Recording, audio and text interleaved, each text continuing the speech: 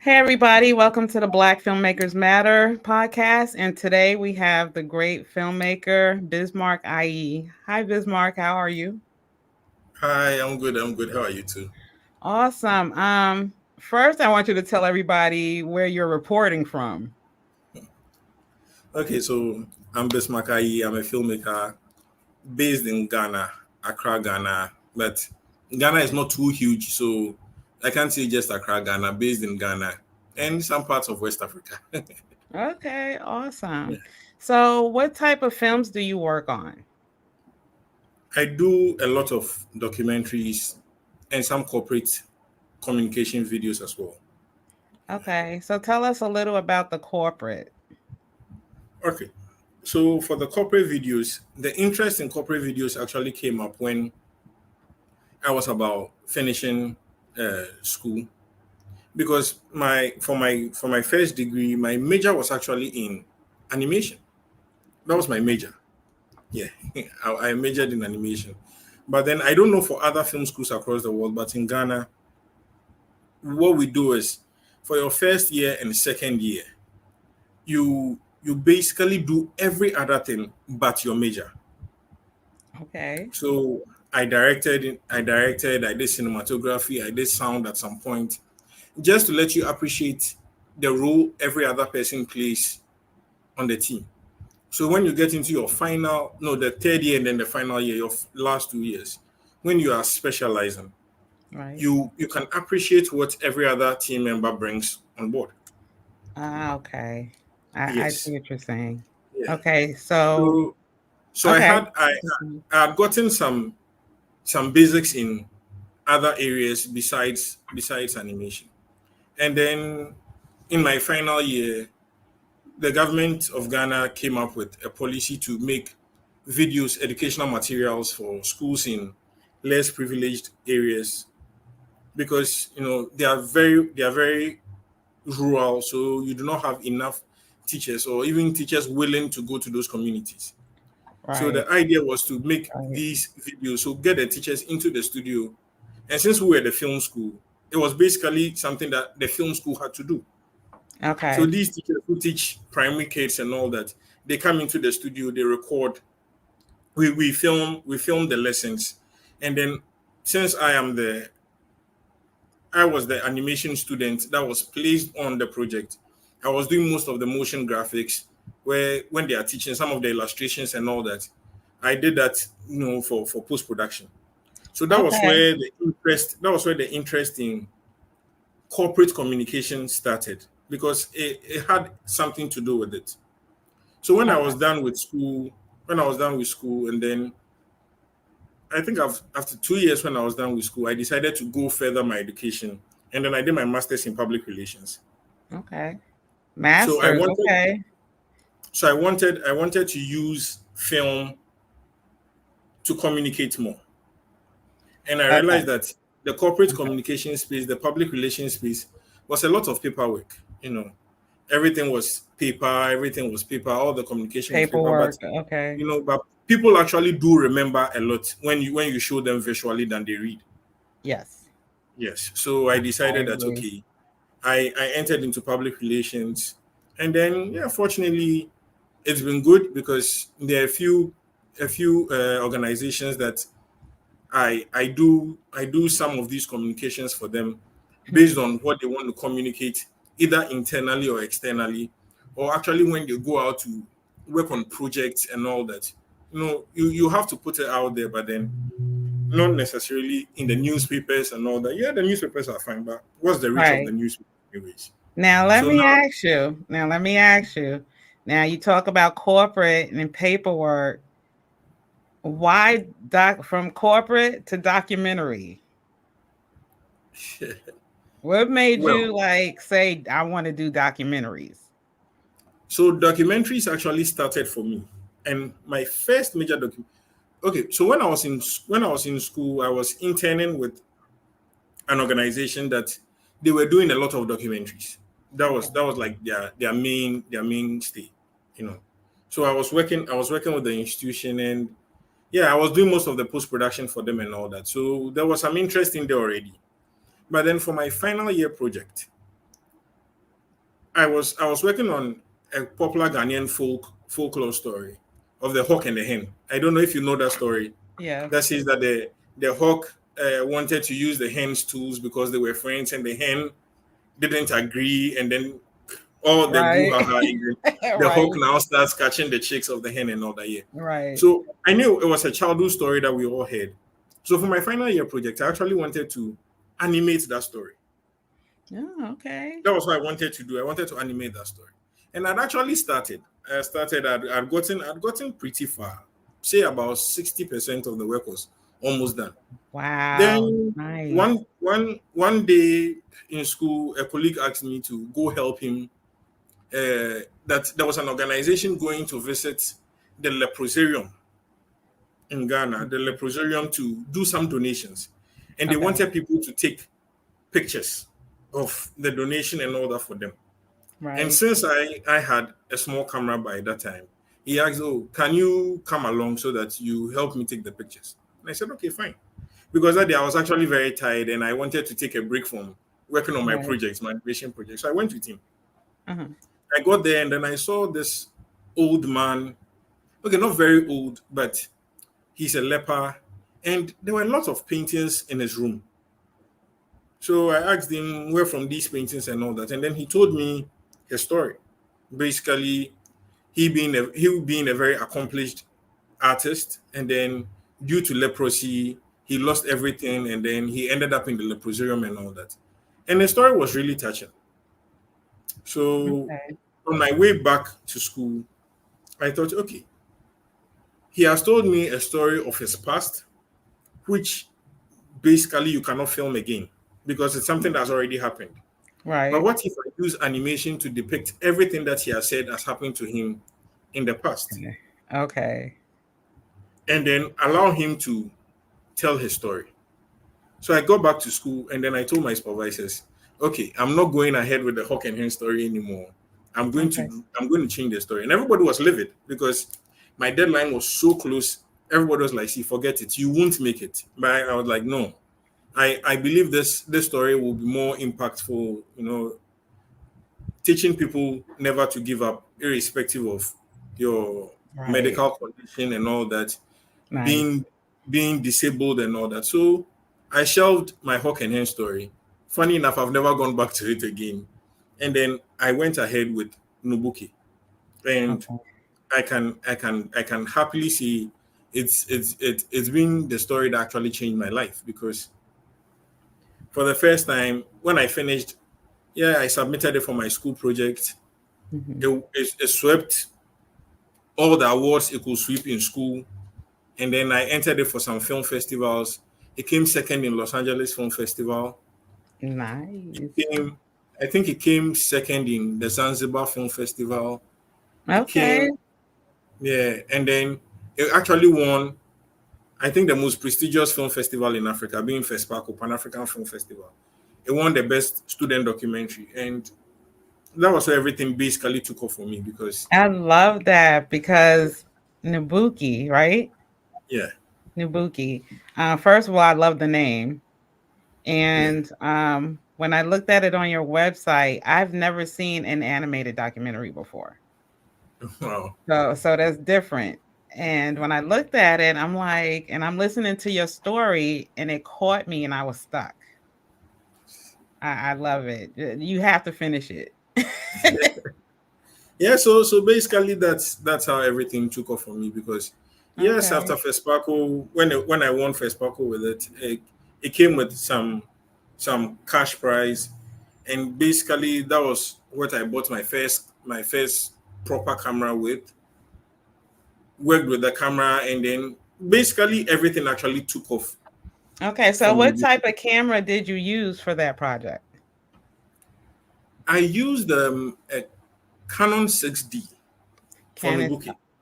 Yeah, Okay. I rented a camera from someone to Okay. film the parts that I filmed for live action, and then the rest was basically animation, hand drawn animation. It was crazy. I'm So glad drawing you said that. I'm driven glad you by said feeling. that. So other filmmakers know, you can rent a camera. You don't have to Yeah, yeah, yeah, yeah, like yeah, pay of course. $5,000 for your first. No, no. Yeah. Mhm. Okay, so what are you working on now? Are you working on anything new or are you still with Nabuki? Yes, in the background, I don't know if it's clear enough. I can see This it. Yeah. this doesn't look too clear, yes, but I'm working on a documentary Okay. for for Amnesty, Okay. for Amnesty International, yes, and for Amnesty International, they have yearly themes that they work with. Right. So the Amnesty office in Ghana last year, which fortunately I do part of their visual communication for them. Hmm. So last year we embarked on the campaign where we tried to get Ghana to abolish the death penalty in the Ghana's Okay. in Ghana's constitution, Okay. because although nobody has been sentenced to death in Ghana for a very long time, Right. but then that element is still in the constitution, and you might not know what can happen on any day where someone can trigger it, and it's a very delicate issue. So All right. So you're not just making projects, Bismarck. You're making moves. You're not just, making So, so, movies. so last Yeah. year, that's what we worked on, and then this year the theme we are working on is protecting the protest. Unofficially, 2023 had the most protests the world has ever seen. Right. 2023 across the world, yes. So, and Ghana had its fair share of protest, but as usual, just like in other places, there's always pushback from authority when people want to protest. Right. Yes, so there were a lot of police brutalities and all that. So this year I'm working on a documentary, which I should be done in about a week's time, Okay. and A week. and it's looking at protests, people who have participated in protests over the years, people who have participated in recent protests, looking at what protests used to look like some years ago and what it looks like now. If we have made any, Wow. if we have made any inroads, has the government over the years, have the attitude changed towards people who are Hmm. protesting? And in fact, protest is actually humanly inherent. Everybody protests something at Right. home, at work, in schools. If you are not happy about something, you speak against it. So the fact Right. that it's not 100 people marching, 1,000 people marching, 2,000 people marching, that doesn't invalidate that protest. Everybody protests. So I'm Right. looking at protests and their impact over the years. So that's what I'm currently working Wow. on. I never thought of it that way. Yeah. So when you're home, your kid is protesting, he wants to go out. Is a Yes, protest. Okay. So we're protesting starting from the home. exactly. Wow. Okay. I never thought of it that way. So as an artist, what kind of projects do you think we need more of? I think we need more of your projects. Social justice project. Yeah. Well, unfortunately, they are actually the ones that don't pay much. That's the sad part.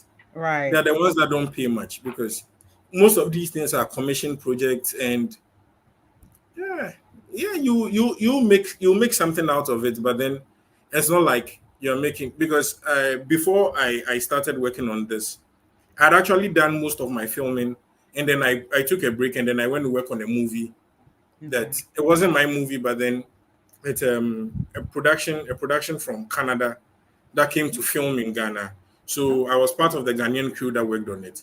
And yeah, it's a very, you just go to work, do your part, you come back home, and then you are paid basically. So Okay. those ones actually make you the money. But I believe, yes, every artist, every filmmaker, I believe you can actually do, it's great. Everybody has to survive anyways. So Right. doing the projects that bring in the big cash, yes. But then I believe everyone must take time off, maybe once every 2 years, and pick a social issue that you can make a film on.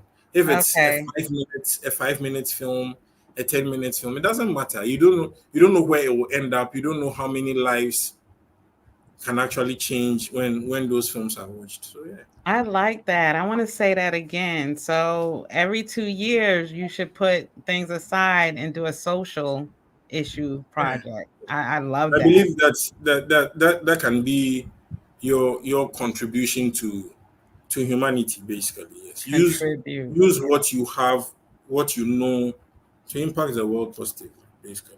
I wanted to do a documentary on so many people I don't know about in Ghana here getting cancer. And that didn't affect me till last year when I was told I had cancer. Whoa. So I want to do a documentary on females who've gotten that news. You know, how did it affect the family? How did it affect you? How did it affect work? Yeah, So I want to do a documentary on that. I think you should, Yeah. because you have found a good way to manage it, Mm-hmm. Yeah. but then there are others who do not even know who to turn to or where to turn to next. That's right. So these That's are right, things that, Bismarck. yeah, Yeah. Some go people a take long it way. as a death sentence and it doesn't have to be, Exactly. Yes. you know. So, I'm so excited. Thank you for sharing all of Yeah, this. you're welcome. So, filmmaking in Ghana. This is like a personal question. How is filmmaking in Ghana? Is it hard? Is there red tape? Is it easy? Well, okay. So a little history. Okay. Ghana used to be like the go-to place, because if you look at probably post post colonial Ghana, basically I think our first president, Dr. Kwame Nkrumah, was very, I think I from everything I've read about him and things I've seen, I think he was very big on visual representation and putting a very positive image out there. So Okay. he set up the Gamma Films, and Ghana used to be the place, honestly. Because you look at some of the old films and you could see that a lot of work was put in up until, let's say, maybe early 2000. Yeah, we were still doing very good. But Okay. then I think there is a problem in Ghana. Okay. We have an issue of we have a complex issue. I think Ghana has a very huge complex issue, Okay. because the average Ghanaian would rather consume the foreign product than the local one. Until the last census, I think now we're about 32 million people. Yeah, I think now we're about 32 million people. But Okay. then our neighboring country, Nigeria, is only Lagos is more than 32 million. Only Wow. Lagos is more than a 32 million. So just imagine doing something in Nigeria and then doing something in Ghana. Obviously, you are going to get more patronage, and it's going to yield more financial benefits in Mm-hmm. Nigeria. So Right. now you have Netflix investing more in Nigeria. You have Amazon Prime, commissioning projects in Nigeria, Okay. because yeah, they are business people. You can't force them. Right. They are business people. They Right. are not a charity organization. They have to make their money. So it's about which ecosystem can give them enough eyeballs, which eventually translates into cash. Okay.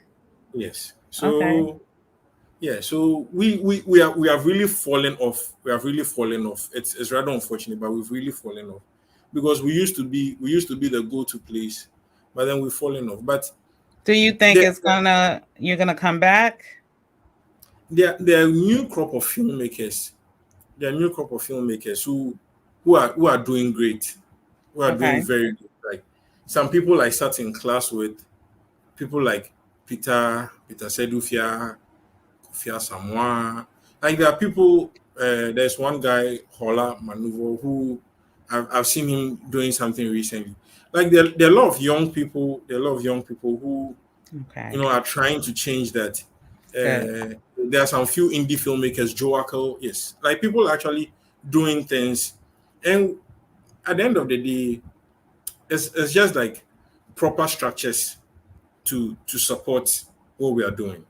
You know, Okay. we can Awesome. only succeed if there is the will, there is like the state will to support what we are doing. Right. If there is the Right. will to support what we are doing, I believe we will do more. And the more you churn out, people will actually consume it. When you churn out more, people will consume it. Yes, there Right. will be probably some substandard ones, some very good ones, but then it will balance it out. And I am it's a hopeful wish. I don't know which structures are being put in place now Mhm. to support us to be able to do more and get back the past glory. But then, yeah, we are just being hopeful. We are Okay. just So, it's basically the what is actually working more for Ghanaians now right. as the in the foreign, like some say like Beast of No Nation was filmed in Ghana. Okay. Uh, Beast of No Nation. yes, Beast of No Okay. Nation. Okay. Yeah, Idris Elba's movie was filmed in Right. Ghana. Yeah. Parts of I think some 2 or 3 episodes of Threadstone was filmed in Ghana. There's this Spanish movie on Netflix, Black Beach, that was filmed Okay. in Ghana. Wow. So all these foreign productions that they set it in the Ghanaian space Mhm. and then they come film in Ghana. There was a recent NFL commercial that was showed during I think the Super Bowl final or something. That was Okay. filmed in Ghana very recently. Wow. So Okay. these foreign stuff that's coming are also Mhm. helping because the locals are getting to learn because you are working with people from different backgrounds. So we are picking up you know, 1 or 2 skills, probably international standard and all that. And it's helping. It's actually helping. So yes, as I said, we are hopeful. You have so much information. I love this. What's some good advice that you could give to a young filmmaker, a new filmmaker? Even if it is your phone, do something. That's right. Even if it's your phone, because right now, what the phones can do, a lot of cameras cannot do. The phones are doing amazing stuff. Now Yes. you pick your phone and yeah, there are some phones that you can actually even dial down your shutter speed and all that. Previously, it wasn't like that, but now phones are making it. Yeah, manufacturers are putting more features in there. So start something because the more you delay, the more you postpone, you will never get anything done. I That's have right. I have I have 2 stories I wrote about 4 years ago. I've procrastinated and postponed it, and then not because, yeah, maybe I can partly blame it on the fact that I have actually not had the time and how I want to execute it. I believe I would need that time. But then, Right. if you have time on your hands, learn and film because you can actually only learn when you film and then you make a mistake.